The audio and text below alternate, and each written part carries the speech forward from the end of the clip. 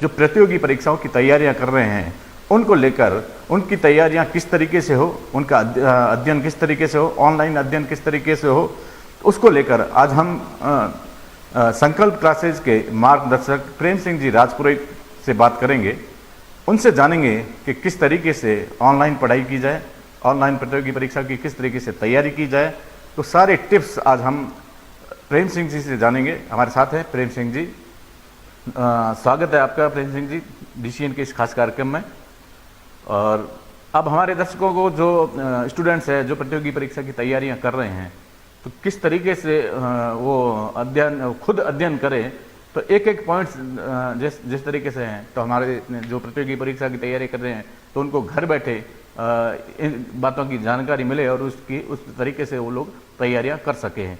तो सबसे पहले मैं आपसे यही जानना चाहूँगा कि लॉकडाउन में स्व अध्याय किस तरीके से करें। सर्वप्रथम नमस्कार।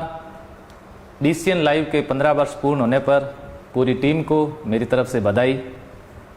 जैसे कि आज आप सभी से रूबरू होने का मुझे अवसर दिया, उसके लिए भी बहुत बहुत धन्यवाद। कोरोना जैसी इस महामारी और इस संकट जिसके सामने विकसित देशों द्वारा भी घुटने टेक दिए गए हैं, ऐसी स्थिति के अंदर प्रतियोगी परीक्षाओं की तैयारी करने वाले अभ्यर्थियों का प्रतियोगी परीक्षाओं का क्या भविष्य होगा, इसके लिए आज मैं आपके सामने उपस्थित हूं। शुरुआत करूं उससे पहले बताना चाहता हूं, जीवन के सफर में संकट भी जरूरी है जनाब। इससे डरने वाले बिखर जाते हैं, इससे लड़ने वाले निखर जाते हैं। हमें इस संकट से डरना नहीं है, हमें इस संकट से लड़ना है। और अगर इस संकट से डर गए तो समझो बिखर गए।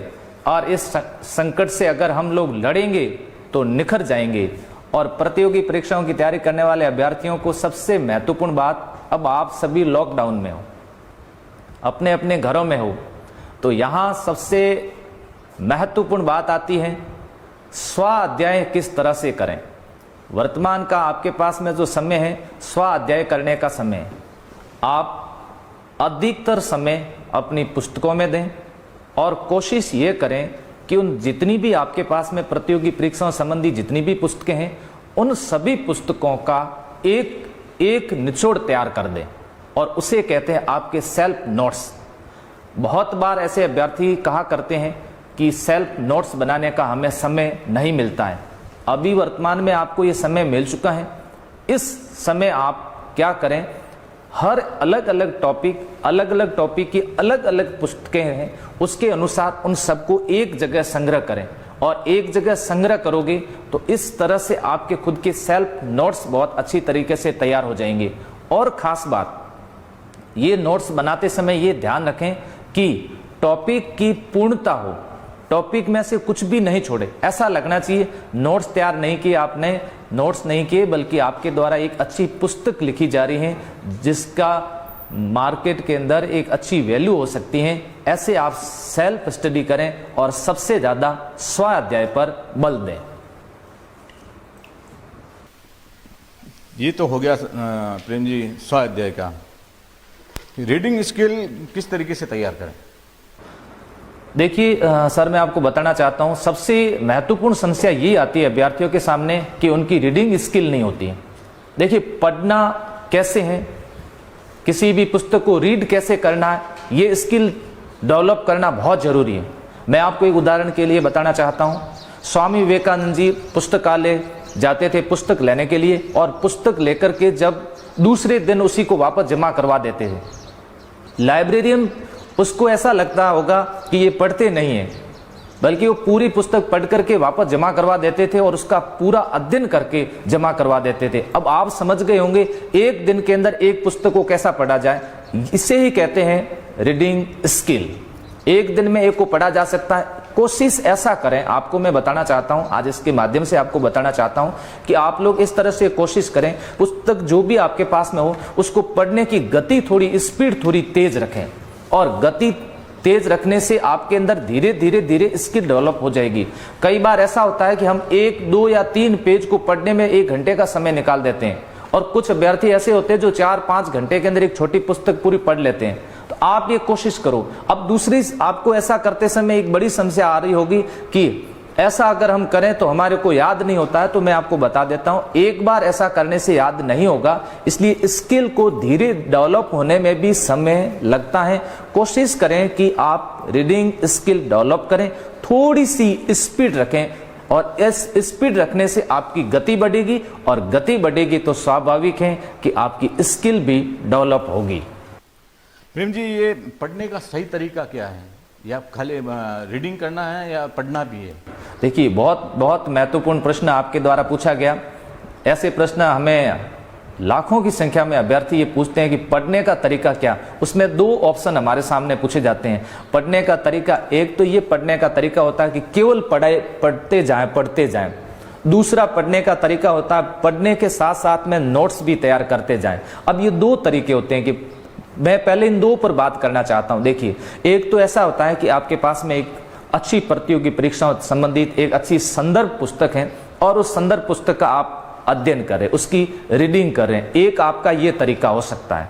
दूसरा आपका ये तरीका हो सकता है कि आपको उसको रीडिंग करने के साथ साथ आप उसके नोट्स भी बना रहे होंगे। दूसरा ये तरीका हो सकता है। तो मैं आपको बताना चाहता हूं कि उसके साथ साथ अगर आप केवल रीडिंग करें, केवल रीडिंग ना करके उसके अगर आप नोट्स बना देते हैं, तो रीडिंग के साथ साथ में आप उसका एक संग्रह कर रहे हैं, और वह संग्रह आपका स्थायी हो जाएगा। देखिए, रीडिंग करोगे तो ये कुछ समय के बाद में ये स्मृति धूमिल भी हो सकती है, लेकिन ऐसा नहीं हो सकता।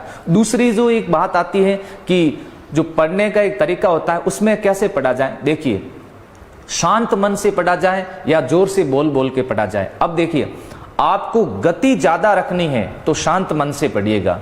अगर आप बोल बोल के पढ़ोगे तो इसमें थकान जल्दी होगी और इसकी गति कम हो जाएगी। 4 ऑप्शन पर मैंने आपके सामने बात कर दी कि पढ़ना किस तरीके से है। आप समझ गए होंगे इसको। ये एक तरीका अपना करके आप अपना स्किल डेवलप कर सकते हैं।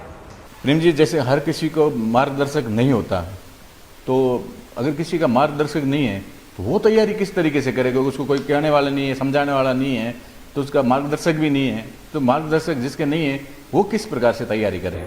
बिल्कुल सही बात है। प्रतियोगी परीक्षाओं में सर आपको मैं बताना चाहता हूं, सबसे महत्वपूर्ण समस्या ये होती है कि हम कौन सी पुस्तकें पढ़ें, एक सबसे महत्वपूर्ण। दूसरा, रास्ता जो होता है वो गलत चुन लेते हैं। अब बाद में जब उनको पता चलता है कि हमारे द्वारा जो पुस्तकें पढ़ी गई हैं, ये पुस्तकें तो नहीं पढ़नी चाहिए थी। जैसे मैं आपको बताना चाहता हूं कि मेरे द्वारा स्नातक परीक्षा और उसके बाद में प्रतियोगी परीक्षाओं की तैयारी प्रारंभ की गई, और उसके बाद मैंने किसी RS अधिकारी से बात की कि मुझे क्या पढ़ना चाहिए। तब उन्होंने जब पुस्तकें नोट करके दी, वो तो मेरे एक भी नहीं पढ़ी हुई थी, मेरे द्वारा तो अधिकतर गाइड्स पढ़ी हुई थी। तो यहाँ पर मैं आपको बताना चाहता हूँ कि बिना मार्गदर्शन के अगर आप लोग तैयारी कर रहे हैं तो थोड़ी सी कठिन हो सकती है। क्यों कठिन हो सकती है? क्योंकि अब आपको ये नहीं पता है कि रास्ता क्या है। मैं आपको ये जरूर कहना चाहूंगा कि वर्तमान के इस दौर में आपके आस पड़ोस के अंदर कहीं पर भी एक सफल व्यक्ति हो सकता, और उस सफल व्यक्ति से आप गाइडेंस जरूर लें। उनसे ये पूछिए कि हमें पढ़ना क्या। मैं आपको बताना चाहता हूं कि मैं एक पुस्तकालय की दुकान पर जाकर के एक पुस्तक खरीद रहा हूं और एक बड़ी सी गाइड ले रहा हूं। उस समय मेरे पास में एक ऐसे सफल व्यक्ति खड़े, जब मैं उनसे पूछता हूं कि मुझे क्या पढ़ना चाहिए, तब उन्होंने मेरे को कहा कि आपको NCERT की पुस्तकें पढ़नी चाहिए, कक्षा 6 से लेकर के 10 तक या 12 तक पढ़नी चाहिए। अब आप कल्पना करो कि एक बहुत बड़ी गाइड ना पढ़ करके हमें NCERT की पुस्तकें पढ़नी चाहिए। ये होता है सही मार्गदर्शन। ऐसी स्थिति के अंदर वर्तमान के अंदर इलेक्ट्रॉनिक मीडिया का जमाना है। आप जहां कहीं पर भी हो, अपने घर पर हो, तो वहां कोशिश ये करें कि सही दिशा में सही मार्गदर्शन के अंदर तैयारी करोगे तो ज्यादा समय आपको खराब नहीं करना पड़ेगा। और ऐसा संभव है, ऐसा सर संभव है कि बिना मार्गदर्शन भी ये अगर कोशिश करें वर्तमान में तो ये संभव है कि ऐसी तैयारी कर सकते हैं। मेरा ऐसा मानना है। प्रेम जी, जैसे अधिकतर घरों में पढ़ाई का माहौल नहीं होता है, हर घर में माहौल नहीं होता। कई लोग चलो पढ़े लिखे लोग होते हैं तो घर में माहौल होता है, लेकिन ऐसे घर में माहौल नहीं होता पढ़ने के लिए, वो किस तरीके से पढ़े?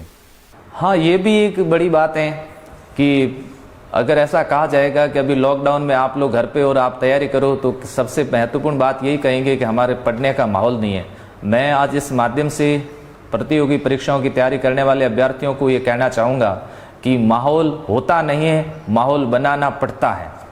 माहौल बनाना पड़ता है, और माहौल जब आप कहाँ बनाओगे, किस स्थान पर बैठ करके बनाओगे, मैं आपको ऐसे कई आईएएस अधिकारी बने उसके उदाहरण दे दूं, आईपीएस अधिकारी उनके उदाहरण दे दूं कि उन लोगों ने रेलवे स्टेशन पर बैठ करके बड़ी मुश्किल से बैठ करके एक छोटे से कमरे में बैठ करके उन्होंने बहुत कठिनाई का संघर्ष करके और उन्होंने सफलता प्राप्त की है। अगर आप लोग यही करते रहोगे, यही विचार रखोगे, यही नकारात्मकता अपने ऊपर रखोगे कि माहौल नहीं है, घर पे मेरे पढ़ने का माहौल नहीं है, गांव में मेरे पढ़ने का माहौल नहीं है, फिर कहाँ माहौल होगा, मुझे आप ये बताओ। इसलिए माहौल को तो आपको खुद को बनाना पड़ेगा।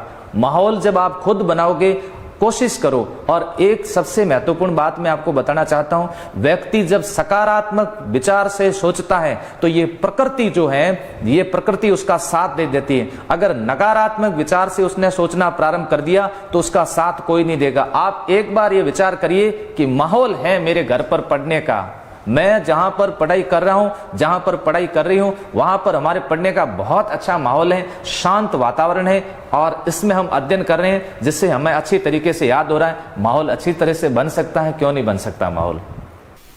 बिल्कुल, माहौल जिस तरीके से हम बना है उस तरीके से बन सकता है, लेकिन जिस तरीके से लॉकडाउन है, लॉकडाउन में आगामी भर्तियों को लेकर क्या संशय है? मैं आपको बताना चाहता हूं, लॉकडाउन की स्थिति के अंदर देश के अंदर एक बहुत बड़ी आर्थिक संकट है, और इस देश के अंदर जब आर्थिक संकट है तो भर्तियों का जो भविष्य है वो अंधकार में हो सकता है। जिनके विज्ञापन जारी हो चुके हैं, जिनके आवेदन हो चुके हैं, जिनकी वित्तीय स्वीकृति मिल चुकी है, उनकी परीक्षाएं भी, मैं आज की न्यूज़पेपर में आपने पढ़ा होगा, कांस्टेबल भर्ती परीक्षा उसको जुलाई के बाद रीट परीक्षा के बारे में बताया गया 2 सितंबर। मैं बता देना चाहता हूं कि इसकी भी संभावना कम है। बीएसटीसी के अभी तक आवेदन प्रारंभ नहीं हुए हैं, पीटीटी के जो आवेदन हुए उसको भी अभी रोक दिया गया है। इसके अलावा पटवार के जो आवेदन हो चुके हैं उसकी भी आगामी तिथि अभी घोषित नहीं की है। इसके अलावा RS first grade second grade जो आगामी विज्ञापन जारी होने थे उसके भी विज्ञापन रोके जा सकते हैं, ऐसा संभावना व्यक्त की जा रही है। और दूसरा, इसकी परीक्षाएं कब होगी, जो सबसे ज़्यादा प्रश्न पूछे जा रहे हैं, मैं आपको इस माध्यम से बताना चाहता हूं, अभी आप अगस्त सितंबर तक तो बिल्कुल भूल जाइएगा। देखिए, वर्तमान में सरकार का भी एक सबसे महत्वपूर्ण उद्देश्य है जीवन बचाना। जीवन अनमोल है, अभी आप जहां पर हो वहां पर रहिए। अभी आप ये कल्पना भी मत करिए कि जुलाई अगस्त सितंबर तक कोई प्रतियोगी परीक्षा आयोजित नहीं होगी, और उसके बाद में भर्तियों की जो स्थितियां हैं वो स्थितियां मुझे ऐसा लग रहा है थोड़ी सी अंधकारमय हो सकती हैं, और इस अंधकारमय होने के बावजूद भी आपको संघर्ष करना नहीं छोड़ना है। प्रेम जी, जिस तरीके से लॉकडाउन में बेरोजगारी जो होगी, बेरोजगारी पर क्या असर पड़ेगा? बहुत असर पड़ेगा, बेरोजगारी के ऊपर बहुत सारा असर पड़ेगा। मैं आपको बताना चाहता हूँ, लॉकडाउन के इस समय में एक सामान्य व्यक्ति जो एक छोटा मोटा कार्य कर रहा था वो बेरोजगार हो चुका है। शहरों से हर एक व्यक्ति का पलायन गांव की तरह हो चुका है। अब इस दरमियान जब भर्तियां नहीं आएगी, नए रोजगार धंधे नहीं खुलेंगे, बेरोजगारी की इस देश के ऊपर बहुत बड़ी मार पड़ने वाली है। खास करके युवाओं को भी मैं आपको बताना चाहता हूं कि इस समय आपको बहुत धैर्य रखना होगा, बहुत धैर्य रखना होगा। कई युवा ऐसे हैं जो ये कह रहे हैं कि अगर 2020 में भर्ती नहीं आई, 2021 में भर्ती नहीं आई तो हमारे को आयु में छूट मिलेगी नहीं मिलेगी, हम अवरेज हो जाएंगे। उन सभी को मैं कहना चाहता हूं कि आप अपने मानसिक संतुलन को अच्छी तरह से बना के रखें, धैर्य रखें। ये एक बहुत बड़ी समस्या आ सकती है, ना केवल राजस्थान के लिए, ना केवल भारत के लिए, बल्कि पूरे विश्व के लिए एक बहुत बड़ी समस्या होगी। और आप जानते हो इस चीज को कि बेरोजगारी एक बहुत बड़ा संकट है, इससे हमारा देश उभर रहा था, लेकिन इस कोरोना की वजह से बहुत बड़ी समस्या से गुजरना पड़ सकता है। लेकिन हिम्मत रखिए, विश्वास रखिए, और इस विश्वास के साथ ही और इस उम्मीद के साथ ही हम लोग जुड़े हुए हैं कि इस बेरोजगारी के संकट से हम लोग उभरेंगे। बिल्कुल, जैसे जिस तरीके से कोचिंग करने वाले अभ्यर्थी है वो सारे गांव पलायन कर चुके हैं, लेकिन वापस अगर इसका माहौल किस तरीके से बनेगा, कब बनेगा इसका? देखिए, अभी सभी के अंदर मैं आपको सर बताना चाहता हूं, चाहे वो कोचिंग हो या अदर कोई, वो सबके अंदर एक भय का माहौल हो चुका है। कल अगर सभी को कह दिया जाए कि आप शहरों की तरफ पलायन करें, नहीं करेंगे। अब कोचिंग के अंदर देखा जाए, जैसे एक क्लास के अंदर 100-150 की जो संख्या होती है, उसको वापस इस तरह से मेंटेन करना अब थोड़ा मुश्किल हो जाएगा। अब एक तरह का भय व्याप्त हो गया है कि मैं वापस शहर में पलायन करूं या मैं भीड़ भर स्थान पर जाऊं या नहीं जाऊं। ऐसी स्थिति के अंदर कोचिंग क्लासेस का जो आने वाले टाइम में जो भविष्य है, वो भविष्य अब थोड़ा सा भीड़ भरा नहीं होना दिख रहा है मुझे। मैं आपको बताना चाहता हूं, समय काफी आगे चला जाएगा। सितंबर के बाद में भी ये संभावनाएं व्यक्त नहीं की जा सकती। ऐसी स्थिति के अंदर पुनः ये माहौल बनाने के लिए, पुनः इस तरह की स्थिति लाने के लिए काफी समय लग सकता है, बहुत समय लग सकता है, मैं बताना चाहता हूँ। बिल्कुल बहुत समय लग सकता है, धैर्य रखना पड़ेगा। बहुत बहुत धन्यवाद प्रेम सिंह जी, आपने इस कार्यक्रम में शामिल होकर उन युवाओं को मार्गदर्शन दिया जिस तरीके लॉकडाउन के अंदर घर में किस तरीके से पढ़ाई करें, किस तरीके से इसका अध्ययन करें और आगामी किस तरीके की तैयारी करें। तो मेरी शुभकामनाएं आप सभी अभ्यर्थियों को होंगे। जो प्रेम सिंह जी ने जिस तरीके से बताया है, आप लॉकडाउन के दौरान उस तरीके से उनकी पालना करें, उस तरीके से आप अपनी पढ़ाई को जारी रख सकते हैं धैर्य रखकर। और ये ध्यान रहे कि लॉकडाउन का भी पूरी तरीके से इस्तेमाल करना है, उसका पालन करना है और जो सरकार की गाइडलाइंस के अनुसार हमें उस तरीके से रहना है। तो इस कार्यक्रम में फिलहाल इतना ही, हमें दीजिए इजाज़त। नमस्कार।